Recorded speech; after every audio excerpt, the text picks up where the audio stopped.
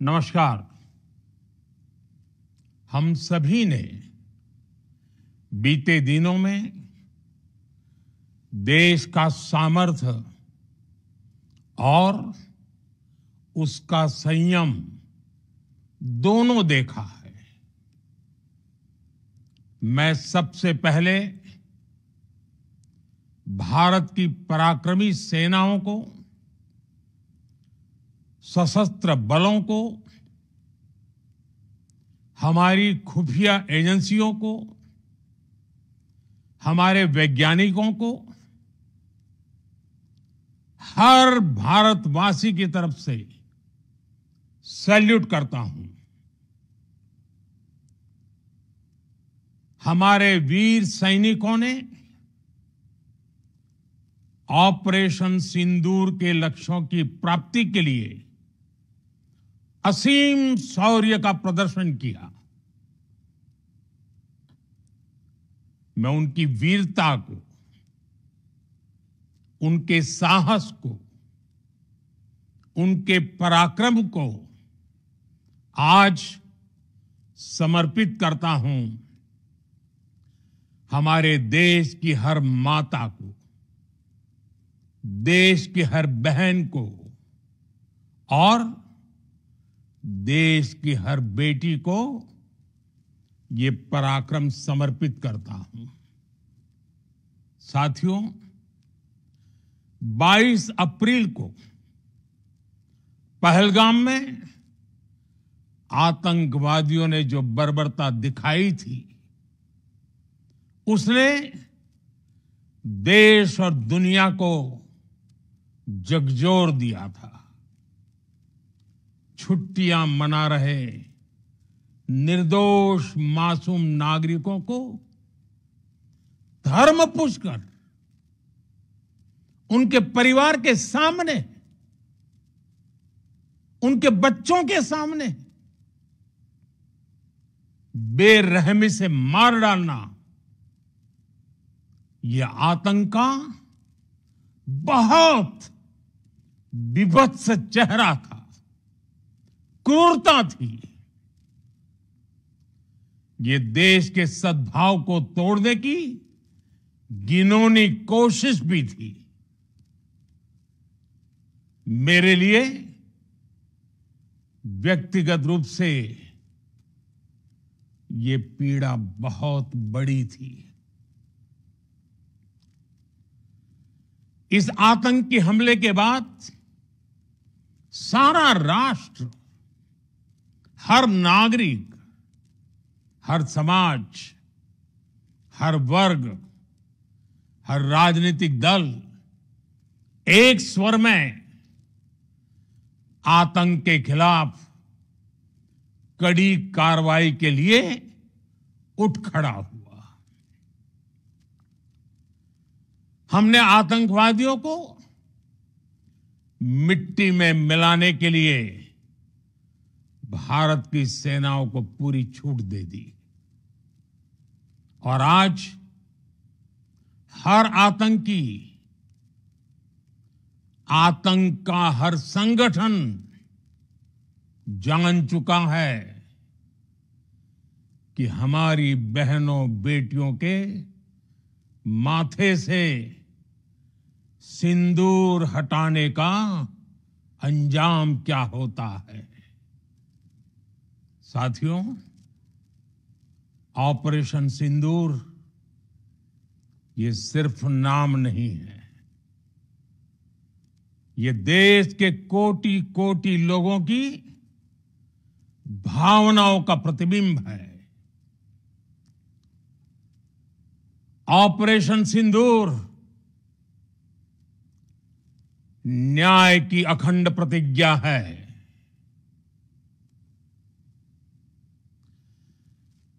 6 मई की देर रात, 7 मई की सुबह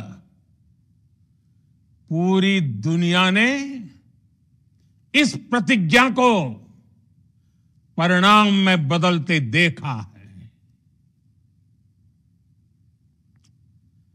भारत की सेनाओं ने पाकिस्तान में आतंक के ठिकानों पर, उनके ट्रेनिंग सेंटर्स पर सटीक प्रहार किया। आतंकियों ने सपने में भी नहीं सोचा था कि भारत इतना बड़ा फैसला ले सकता है। लेकिन जब देश एकजुट होता है, नेशन फर्स्ट की भावना से भरा होता है, राष्ट्र सर्वोपरि होता है, तो फौलादी फैसले लिए जाते हैं, परिणाम लाकर दिखाए जाते हैं। जब पाकिस्तान में आतंक के अड्डों पर भारत की मिसाइलों ने हमला बोला, भारत के ड्रोन्स ने हमला बोला, तो आतंकी संगठनों की इमारतें नहीं, बल्कि उनका हौसला भी थर्रा गया। बहावलपुर और मुरिद के जैसे आतंकी ठिकाने एक प्रकार से ग्लोबल टेररिज्म की यूनिवर्सिटीज रही है। दुनिया में कहीं पर भी जो बड़े आतंकी हमले हुए हैं, चाहे 9/11 हो, चाहे लंदन ट्यूब बॉम्बिंग हो, या भारत में दशकों से जो बड़े बड़े आतंकी हमले हुए हैं, उन सब के तार कहीं ना कहीं आतंक के इन्हीं ठिकानों से जुड़ते रहे हैं। आतंकियों ने हमारी बहनों का सिंदूर उजाड़ा था, इसलिए भारत ने आतंक के ये हेडक्वार्टर्स उजाड़ दिए। भारत के इन हमलों में 100 से अधिक खूंखार आतंकवादियों को मौत के घाट उतारा गया है। आतंक के बहुत सारे आका बीते 2.5-3 दशकों से खुलेआम पाकिस्तान में घूम रहे थे, जो भारत के खिलाफ साजिशें करते थे। उन्हें भारत ने एक झटके में खत्म कर दिया। साथियों, भारत की इस कार्रवाई से पाकिस्तान घोर निराशा में गिर गया था, हताशा में गिर गया था, बौखला गया था। और इसी बौखलाहट में उसने एक और दुस्साहस किया। आतंक पर भारत की कार्रवाई का साथ देने के बजाय पाकिस्तान ने भारत पर ही हमला करना शुरू कर दिया। पाकिस्तान ने हमारे स्कूलों, कॉलेजों को, गुरुद्वारों को, मंदिरों को, सामान्य नागरिकों के घरों को निशाना बनाया। पाकिस्तान ने हमारे सैन्य ठिकानों को निशाना बनाया। लेकिन इसमें भी पाकिस्तान खुद बेनकाब हो गया। दुनिया ने देखा कि कैसे पाकिस्तान के ड्रोन्स, पाकिस्तान की मिसाइलें भारत के सामने तिनके की तरफ बिखर गई। भारत के सशक्त एयर डिफेंस सिस्टम ने उन्हें आसमान में ही नष्ट कर दिया। पाकिस्तान की तैयारी सीमा पर वार की थी, लेकिन भारत ने पाकिस्तान के सीने पर वार कर दिया। भारत के ड्रोन्स, भारत की मिसाइलों ने सटीकता के साथ हमला किया। पाकिस्तानी वायुसेना के उन एयरबेस को नुकसान पहुंचाया, जिस पर पाकिस्तान को बहुत घमंड था। भारत ने पहले 3 दिनों में ही पाकिस्तान को इतना तबाह कर दिया जिसका उसे अंदाजा भी नहीं था। इसलिए भारत की आक्रामक कार्रवाई के बाद पाकिस्तान बचने के रास्ते खोजने लगा। पाकिस्तान दुनिया भर में तनाव कम करने के लिए गुहार लगा रहा था, और बुरी तरह पीटने के बाद इसी मजबूरी में 10 मई की दोपहर को पाकिस्तानी सेना ने हमारे डीजीएमओ को संपर्क किया। तब तक हम आतंकवाद के इंफ्रास्ट्रक्चर को बड़े पैमाने पर तबाह कर चुके थे। आतंकियों को मौत के घाट उतार दिया गया था। पाकिस्तान के सीने में बसाए गए आतंक के अड्डों को हमने खंडहर बना दिया था। इसलिए जब पाकिस्तान की तरफ से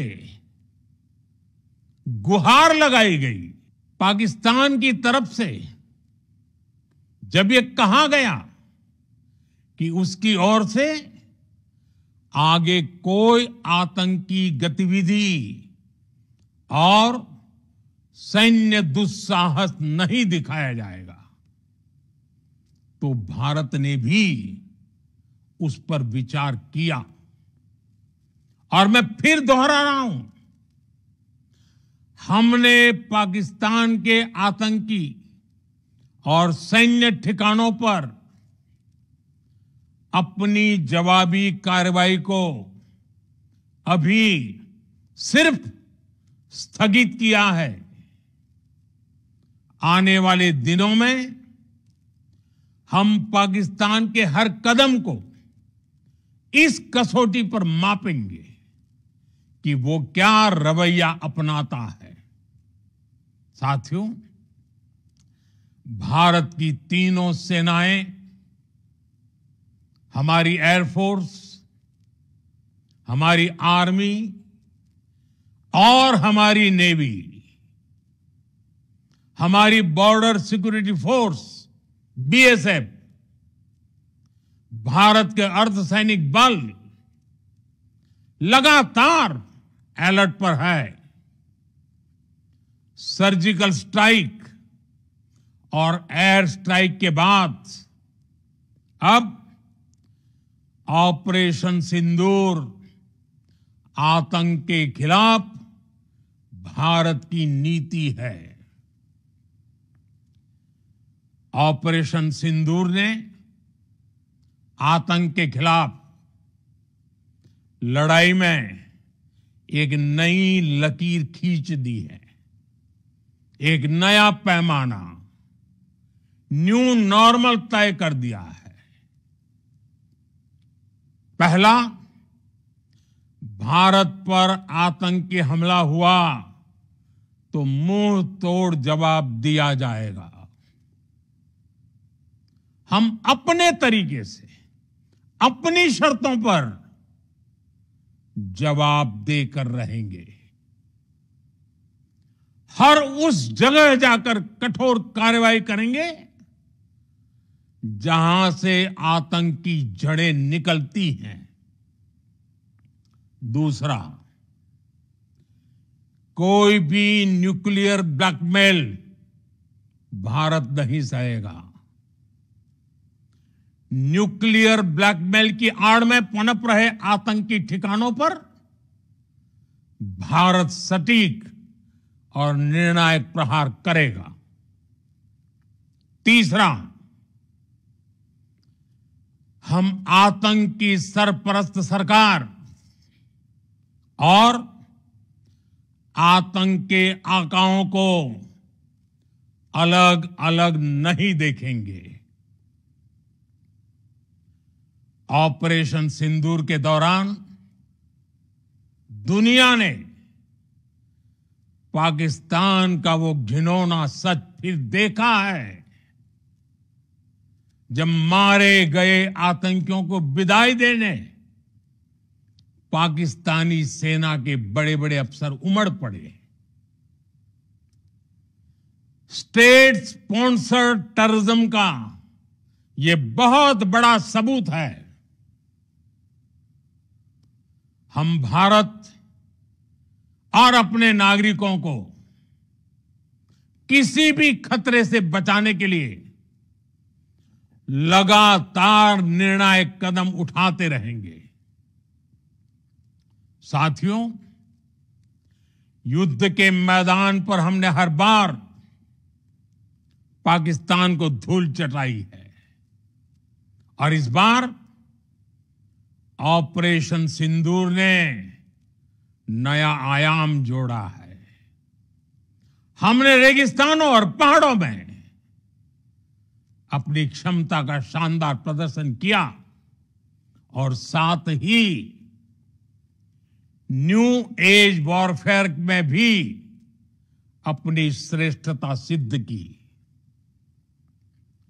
इस ऑपरेशन के दौरान हमारे मेड इन इंडिया हथियारों की प्रामाणिकता सिद्ध हुई। आज दुनिया देख रही है 21वीं सदी के वॉरफेयर में made in India defence equipments, इसका समय आ चुका है।